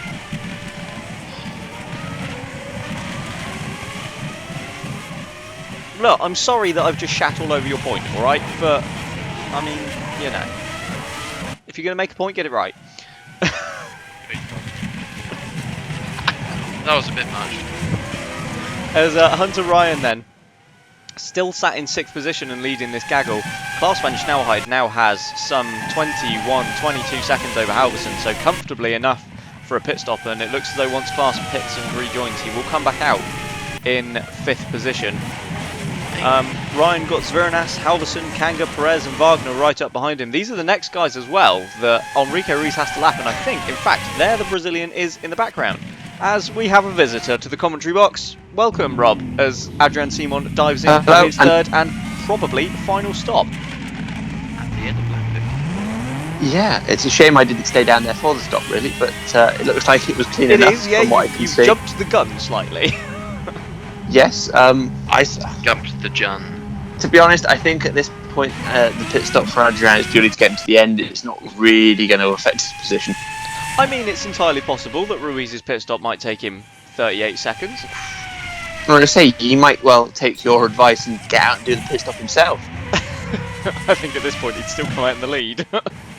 No, I think he'd be like, yeah, absolutely. I mean, he has. I have watched him take part in the training that our pit crew do back at base at Le Mans, and he is very enthusiastic about every aspect of the car. He's the consummate professional.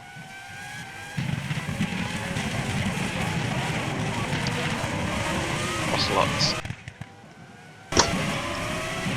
Yes, as there we go. In comes Ruiz.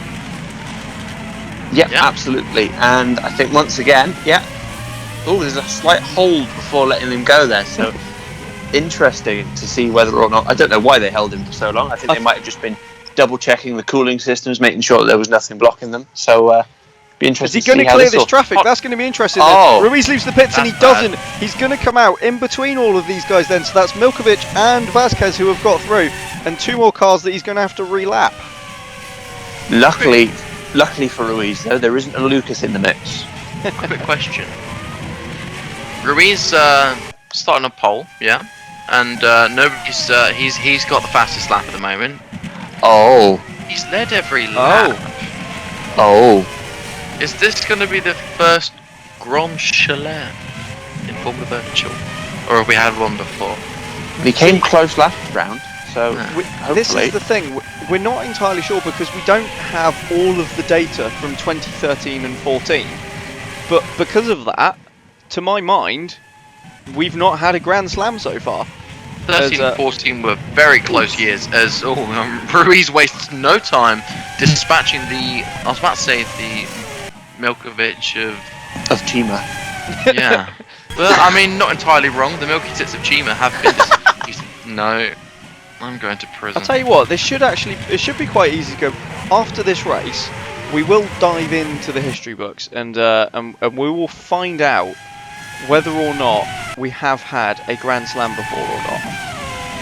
But you're quite right. I do believe Ruiz is on for it, and we've not had a fastest lap since the opening lap of the race, have we? No.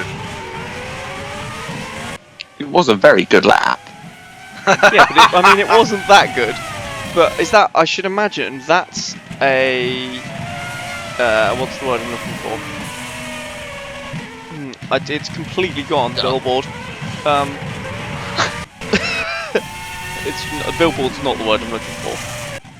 That's a something of the fact that the start-finish line is far further back than where they actually start from. I was wondering if it was one of those weird circuits. Do you mean symptom, perhaps? Possibly. Or indicative of the fact that? That's Brad kind of what doesn't I'm know what after he was saying. for. Yes. Yes. But yeah, so obviously they start from well in front of what is the finish line. As bailing for the pits, then that is Dominicas Veranas on the soft tyres. That is his final stop. Actually, quite a few laps later than the two Mathshore cars. Yeah, I think he was 3 laps later than Adrian Simon, 2 laps later than Enrique Ruiz. Although, So mind again, you, he is a minute behind, so he's pretty much a lap behind anyway, isn't he? So probably Yeah. isn't Oh, a that's lap a later. yeah, I would that's a very say- good point. Real quick, like, obviously, it's very nice. He was what, last, second to last? There he is, a lap down. Oh yeah, Veranas has had a brilliant race. Yeah, like, because I would count, obviously, you got Zylander mediums, right? Ledesma hards, Alvarez mediums, Kidman medium. Like, a lot of the guys Zylander's kind on of going Zylander's on the hards. But either way, he's driven, I would say, for a strategy that in that section of the field is not meant to work for you at all. He's driven fantastically. Kidman's driven fantastically. He is like 1 car away from the points, which is a fantastic effort. But something that I did kind of want to bring up, Phoenix, again, we've seen them outperform the typical Q1 graduates, if you will. But when it comes to the race, it's almost like their car just seems to let go about halfway through, and they just start losing time to this like lower midfield pack. Yeah, it's an interesting one. As you say, Phoenix clearly have the legs and the advantage in qualifying over the likes of the Juniors and the Westwoods. But yeah, come the race, they just can't quite pull it out. But then, I don't know. I mean, Alvarez was in the points in Japan, wasn't he? And I think they've scored more points since then, but I've completely forgotten at the moment. At this moment in time, They didn't score in Australia. I'm not sure about Malaysia. As I think they scored Powers some is points being in Malaysia. caught by Class. Well, Class is on the softer tyre. Powers being caught by Class. Phoenix. Oh, Class has to Phoenix. No, yeah, quite right. They scored 4 points in Japan, but that is it so far for the season. If they're not careful with their performances, that said, Kinnaman is rapidly dropping down the order. Could we have another retirement here, or is he just diving into the pits? Oh, indeed, yeah, he slipped to 15th. No, then there's no Timo Kinnaman yellow. from 16, 11th. 17. I think that is Kinnaman out of the race then. Oh, just cursed And him. yeah, I there we've cursed got him, my own Timo driver. I Kinnaman at cursed the side of Kinnaman. the track. Becomes There he the is. 5th retirement here in South Africa. But unlike Nick Addison, he's actually managed to park it at the side of the track there and not, in the tyre barrier. And he's parked it just before Billboard, so little walk along the track with the fans, and he can sit with a nice view of the race for the whole rest of the afternoon. Absolutely. Let's be fair, if he sat Timo there, he Kinnaman is won't be something watching of the a fan race. favourite. That's such a disappointing end to a promising race. Now I'm going to have Ahmed come after me because I've cursed one of his drivers. He doesn't listen to you anyway. Before he retired. Oh no, of course he's not allowed. So it's fine. Going back to the Powers and Van Snelheid battle for a second. Van Snelheid's been one of the drivers today that has really been standout for me in terms of the moves he's been pulling out, admittedly against slower cars, but with the tyre advantage it'd be interesting to see whether towards the end of the stint he can actually get up to Powers and then overtake him. Maybe. It will, but he's going to pit in a couple of laps. Like any lap now. That's very true. Someone But actually he has on done that note. a really good job of rescuing. Go on, I Oh, stop first. he's got the gap. He's got the gap back to Ryan. He's going to keep fifth place. He'll lose fourth, obviously. Yeah, but Ryan's on the mediums anyway, so Ryan will pit as well. Oh right, I thought. Oh, Halverson. It's Halverson, and he's Still, comfortably either way. got the gap back to Johan Halverson. Yeah, a good 26 seconds. So yeah, Klaas is going to resume in 5th place. Whether he can, I mean, he's got sort of 5-6 seconds back to Hoskins, so there's going to be 12. I mean, if he can, I think that's going to be a really tall order to ask him to catch that up. Not completely, out of the realms of possibility, but we'll see. As that is Zveranas on Thierry Zylander then. And actually, you would just mention him. Stunning overtakes today. And Zveranas, once again, for the second race in a row, someone else I want to highlight. I think he's been doing brilliantly. Yeah, no, really impressed with Zveranas in his start to his Formula Virtual career. We've seen that he's been bloody good all the way through the junior series, but he's really proving himself in my eyes. And I think again he's managing. He's been given quite a risky strategy, and as you say, it didn't really pay off for quite a lot of people to take the softer tyre. But he's really making it work as well as he possibly can. Yeah, I mean, you know, Zviranas, he's not picked up the big results yet or the big points. Obviously, he scored in Japan in his first race, and he scored in the second race as well in Malaysia. They weren't massive scores, but they were solid drives. Since then, Australia and South Africa, arguably better drives. He's not quite had the result to match it, or that it necessarily warranted. But I mean, you think here he's on the softer tyre, which I think we've all said and we've all agreed is the best strategy if you're at the front in clear air, and probably not particularly great if you're stuck further back in the midfield. Zviranas has come from the back row of the grid to 13th on an unfavoured strategy. Yeah, most definitely. And I think that, he's just really, really impressed, because as a rookie, don't forget, he's never raced in races of this distance, this duration as well. So he's really making that kind of long distance, trying to extend the stints and really push on for more than an hour and a half. So he's actually really impressed me so far. Well, yeah, we're near the end of the race and he's still looking sharp as a machete. Yeah, and I mean, what is he? He's got Ledesma and Alvarez to get past. He's a Lithuanian. Ryan and Halverson pit. Once Hunter Ryan and Johan Halverson pit, they're going to drop quite far back. I wonder if Zviranas has got a sniff of a point here. I think it's very possible, especially if, depending on what the gap to Ledesma and Alvarez is in front, if he can catch up to them, I wouldn't put money against him going past them. Just sat in the car like...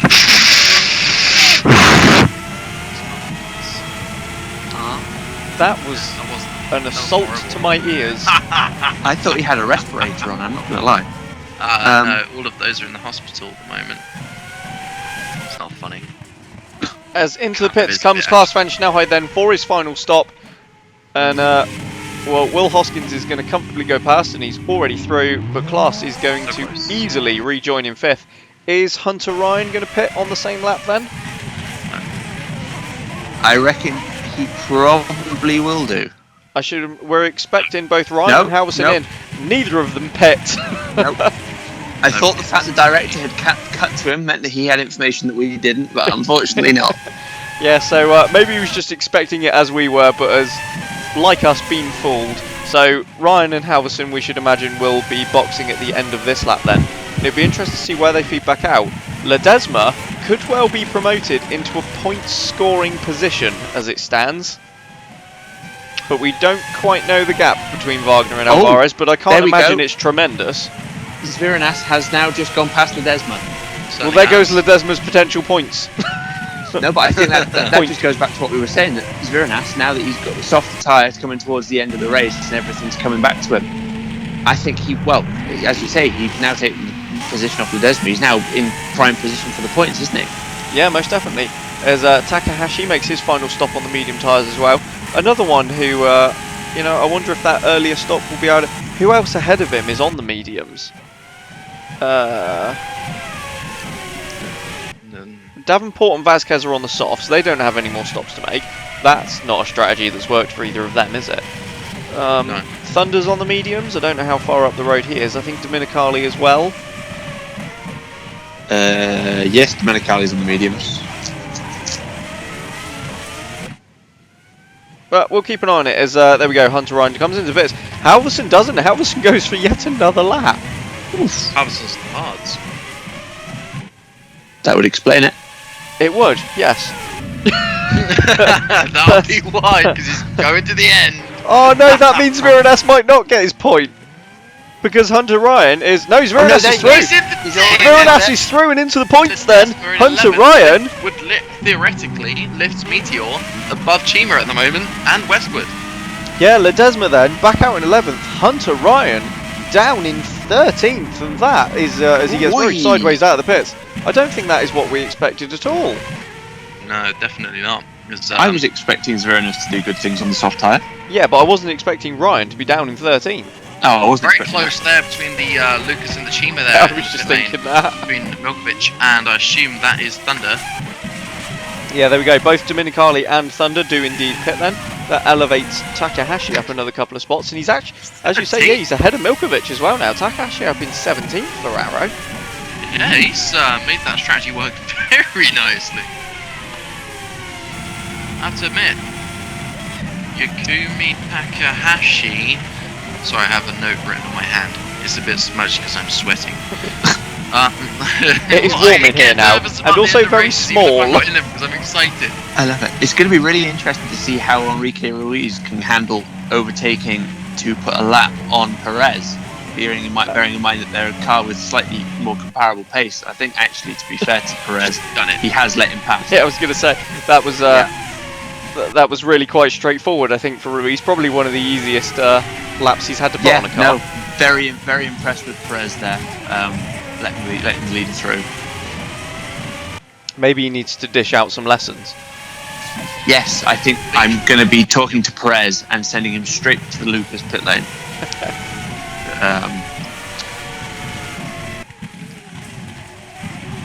What have we got then? I think we appear to have lost the times on the tower on the left-hand side. It's been, let's be fair, it's been glitching all race. It doesn't surprise me, but well, we now don't have any gaps to go on, so. Yes. That's exciting. I'm excited. However, I can tell you how many pits each driver has. Me too. Do you know, funnily enough, so can I. Which is good. I think that's, it's nice to see that drivers have pits at home. This reminds me of 2014. Where we were flying by the seat of our pants. There you go. Ruiz is just driving around everyone, isn't he? I know he's lapping. He's so comfortable up there. You know, but this is yeah, they're being very, very respectful then. So Ruiz has now lapped everyone except the top 5. Yeah, I can imagine again that might be it. I think what you might be seeing there, you might be seeing the fact that he's now lapping guys who have an awful lot of experience themselves of being the person who is doing the lapping, and there's nothing more frustrating than one of the back markers trying to kind of block you here, block you there, and then dive down the inside despite the fact they're a lap down. So obviously they realise that at this point there's no reason to hold anyone up and to ruin their own race as well. So they're just actually getting out of the way a lot easier.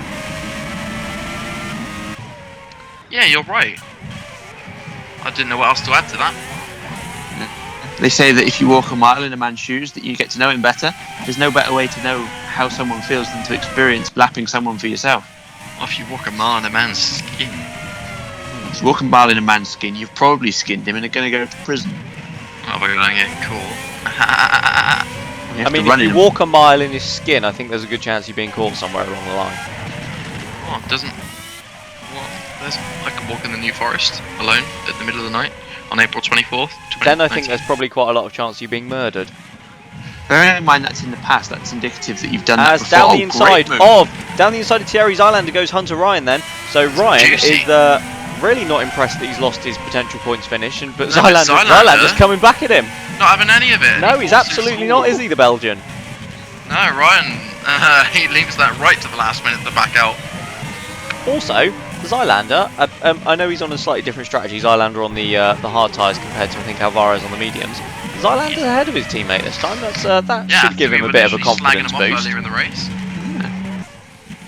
It does seem to be the theme, though, there, that the hard tyre runner in the team is beating the medium compound runner for each of the teams. So, yeah, maybe that's just one of those things that today, that's on this day in history, the hard tyre. That's how the cookie crumbles, is what he's trying to say. I have to say, I do think it would have been a different story at Downton had Class started ahead. I think and he had that clear air. I think because the pace that he showed in the middle stint was phenomenal. Yeah, I think that if it's a similar story to Australia, that if the medium tired runners had managed to get ahead of the harder compound runners, everything probably would have been a very different story at the front. And it also would have been interesting because that would have meant that the two Porsche Mathershalls would have come out behind Class after their first stop. It would have been interesting to see how they'd handled having to make that overtake. Here's a great scrap. We've got Howison obviously hanging on to that 6th place for all he's worth. Obviously Kanga, since he ahead of Wagner, has just looked just a bit more comfortable in that Lopez, and he's now right on the rear of that North Star. He's going to be looking at this dying stage of the race to possibly try and nab those extra points. Obviously Lopez have had a bit of a backwards trajectory in the recent races in terms of their form. They'll be looking to take advantage of this double point scoring opportunity. Yeah, I mean, what's Kanga managed? So, from when he won in Japan, he's been 10th and 10th since. If he keeps that, he'll almost double his points. He's on for his second best result of the season. Yeah. And ahead of Wagner once again. I have heard that there are bookmakers taking bets at the moment on whether or not Kanga will score as many points in the remainder of the season as he did in round 1. I'd place a punt on that. It's an interesting one, isn't it? It's a bit of a battle against himself. I'd like to point out it's also a bet that I've made. Very good. Ryan makes his way past Ledesma now. Ryan on an absolute mission here. Desperate So, for that point. Yeah, now Ryan versus Veranas then for the final point, the 2 Ocelots. Ooh. Now, if I know Ryan Miyamoto at all, this could be who's going to compete at the next round of the championship. Probably is. Or am I going to even bother coming in Mind next you, season? that's Veranas right on the back of Elroy Wagner, and he's on a Yeah. tyre compound that's 2 steps softer. I wonder if Veranas could lift himself any higher here. I think he may well do. I'm going to back him. He's only got a couple of laps to do it, but well, I mean, he executed some absolutely phenomenal moves last time out in Australia, and he's pulled off several blinders so far today already. Yeah. Was the blinders pleased about that? They weren't particularly, No, absolutely. I'll be honest, I'm still keeping my eye out for the second of these new billboards. Have you not seen it? I haven't spotted it. Right, I will try and... Thing is, the camera's got to be at exactly the right angle to spot it, but I promise you I did see it. And you know me, I'm not going to miss a billboard like that. Well, this is the thing, I need one of those right in front of my face before I even notice it. Alright. Let's just take it easy. Oh, look at how much faster Veranas was through there. He's right on the tail of Wagner now, coming into this corner, which I don't know the name of, nor the number. There. This is Loikops. Found it. Oh yeah. See it. So it's just there as they go around that corner at the top of the screen. I saw it this time. Sorry, I wasn't actually watching the on-track action. I was keeping an eye out for the billboard so I could point it out. Yeah, I would put money on Dominicas Veranas to actually get past Wagner here, but I think that'll be the limits of what he can do here. His tyres are getting on a bit, and I know the hard-tired runners are as well, but yeah, the effect of the degradation. The tyre wear is going to be a lot worse on the soft tyres than it is on the harder ones. It's a commentary provided by Porky Pig.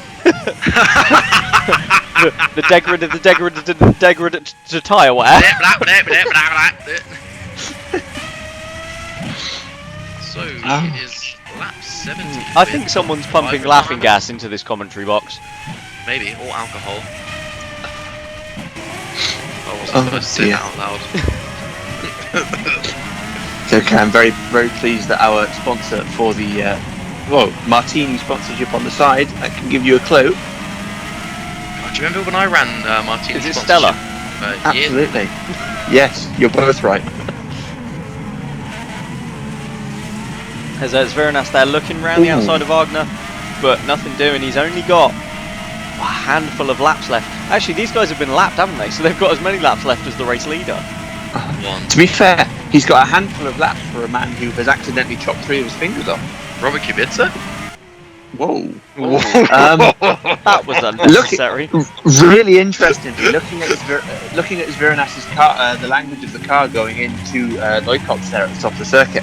That initial turn-in, it seems like just on the end of the stint, the soft tyres, the fronts are going away a little bit, so you get that kind of step to the right-hand side where he has to then correct it to arrest the slide on the rear of the car, which pushes him out wide onto the outer line. So he kind of almost gets the worst of both worlds from the two or three lines that we've seen through that corner throughout the race.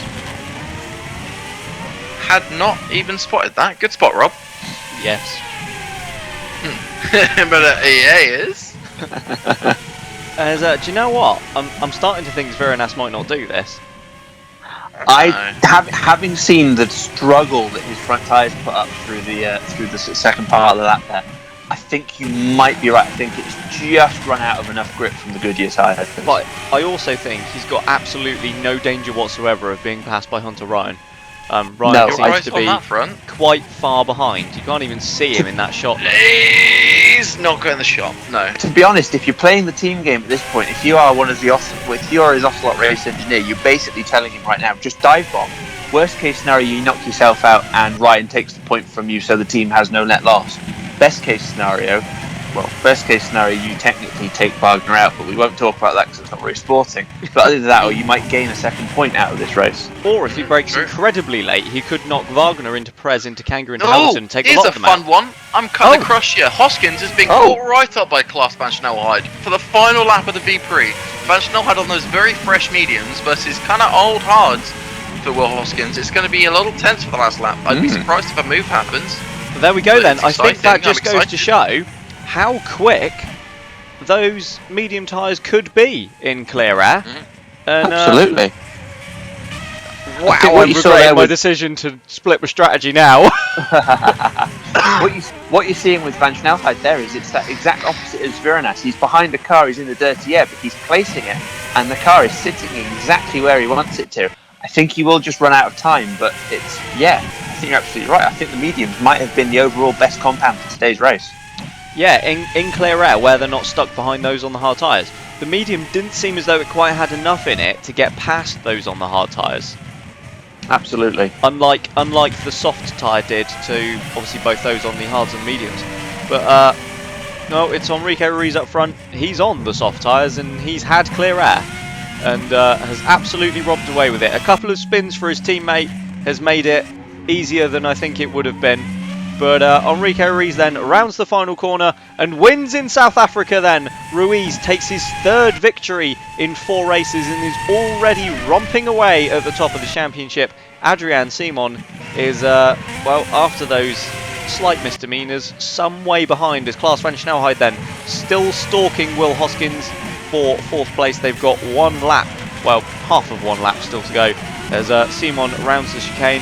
Comes to the final corner, it's going to be a comfortable 2nd place for the Frenchman. Nathaniel Powers is going to finish behind them in a very, very lonely 3rd. But we want to go back to Hoskins and Klaas though. I don't think the Dutchman is quite going to have enough. No.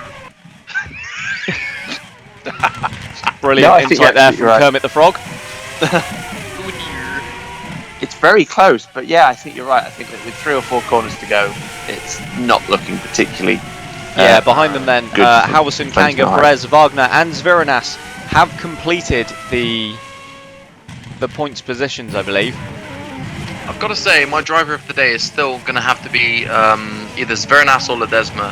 Zviranas came from the back of the grid to get a point in a car that is, very good, but maybe shouldn't have managed it, but and also and it is Will Hoskins then who takes 4th. So Klaas tried at the end but can't quite do it. Up front, Enrique Ruiz wins in South Africa.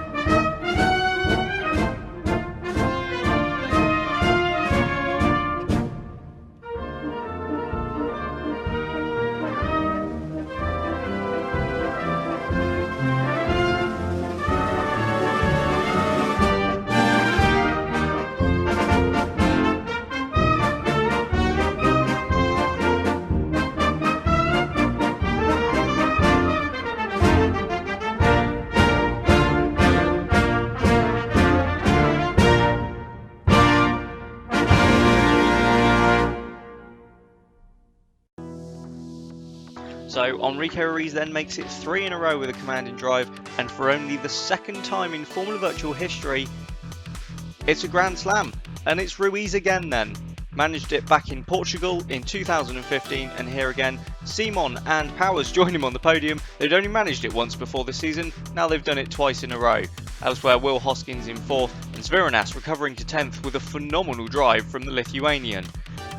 In the Drivers' Championship then, well, it means Ruiz leads by a considerable margin. He's 35 points clear of Adrian Simon already after just 4 races. Powers sits 3rd ahead of Klaas and Will Hoskins. Johan Halvorsen gains 5 spots in the championship with those points. He's finally starting to come on strong, while Gianni Ledesma also, with that phenomenal result for Meteor, could have really saved that team. Gianni Ledesma's jumped up several places in the Drivers' Championship, as has Carson Davenport then. In the Constructors, well, it's still Mathishaw leading. They're 51 points clear of Downton. North Star have moved past Ingram and Phoenix, while Meteor go past Westwood and put them on the bubble of dropping into Q1 in a race's time. But that's all from our race here today in Midrand.